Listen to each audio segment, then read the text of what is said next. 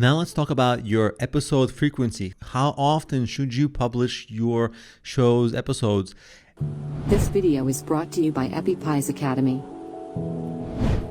And there's a different strategy long term and a different strategy early.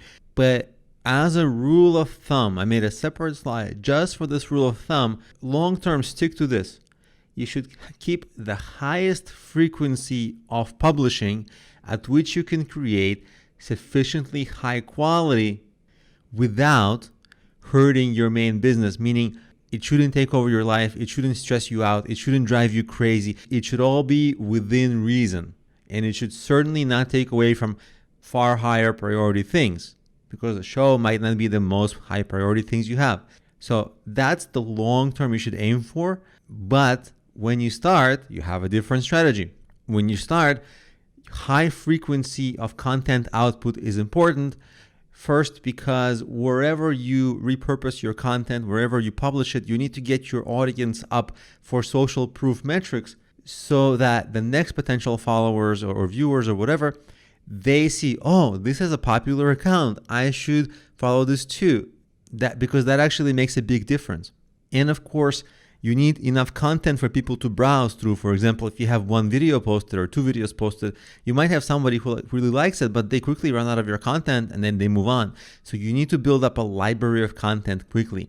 Not to mention that these online platforms, YouTube, podcasts, wherever else, they're algorithmically driven. So if they notice you're putting out a lot of content, it's getting a lot of sharing, it's getting a lot of activity, they're going to start to trend you and promote you in places that you didn't even think possible. So that high frequency with hopefully high engagement and quality is going to give you potential to get a lot more out of wherever platform you're hosting your shows. So if you are just starting, what you could do is prepare a few episodes before launch so you can have like the first week you're going boom, boom, boom, boom, boom. Or maybe the first 2 weeks you can have like a really rapid schedule and then a slow down a little bit.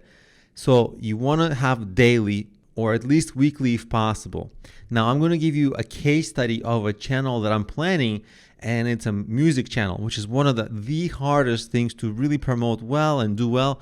And it's kind of like entertainment, comedy, those kinds of shows are incredibly hard because sure, marketing is important, but the quality, it's actually extremely hard because music, like if it doesn't make somebody go, wow, you can't manufacture it. Either it does or it doesn't. Same with comedy. It makes people laugh or it bores people, right?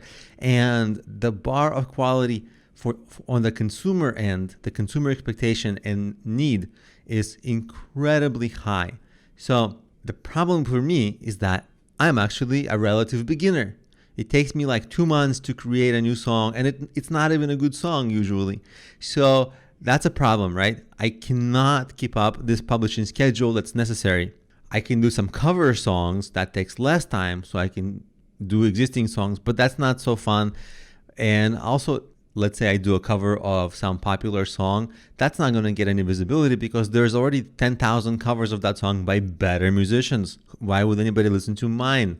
So in that case, I had this realistic approach where even though starting is better usually than sitting on the sidelines, I am taking my time to get my skills up and getting all the right equipment and learning how to do all the right things so that when I do create my videos, they're going to be like really cool, and maybe I'll have graphics in the videos, and maybe there's going to be another catch. So I'm spending much more time on planning and actually becoming better at my craft because I know that right now I'm just like not good enough at all. So that self-assessment is necessary because I have a lot of students who have comedy shows, music shows, even products they create, and they get into extremely competitive situations and they didn't realize before the quality they're putting out is far below what's necessary.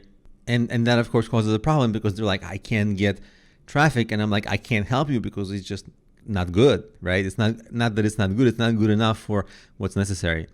So usually delaying is not good, but if it's, as long as you know you're not procrastinating, like I know I'm not procrastinating because behind the scenes I'm working all the time. So that's okay.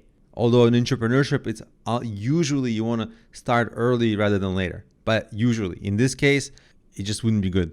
And the thing that's going to turn it from procrastination to actually doing it eventually is you've got to pick a launch date and actually do it. So for me, like right now, when I'm filming this, I'm in the middle of my crunch time for my business. So I can't devote as much time to this as I want. But in the downtime, like in a few months, I'll have more free time and then I'll be able to spend more time on my music. And during that time, I'm hoping to launch everything. So that's how I'm planning my new channel. And it's a good example because it's really the things that I'm doing. So it's a realistic example.